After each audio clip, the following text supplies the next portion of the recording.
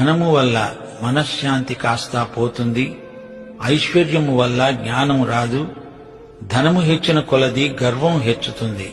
భాగ్యం కలిగిందంటే దాని తాలూకు సమస్యలు నిన్ను ఆవరిస్తాయి.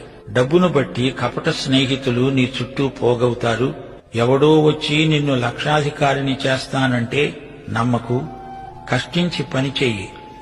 నీ కష్టార్జితంపై దేవుని ఆశీర్వాదం ఎల్లప్పుడూ నిలిచి ఉంటుంది. దేవునికి విశ్వసనీయుడవైతే, దేవుని రాజ్యాన్ని, ఆయన నీతిని మొదట వెదికే వ్యక్తివైతే దేవుడు నీ ప్రతి అవసరము తీరుస్తాడు. మరో మాట, సామెతల గ్రంథం సోమరితనాన్ని ఖండిస్తుంది. సోమరి కన్నా చీమలు నయం.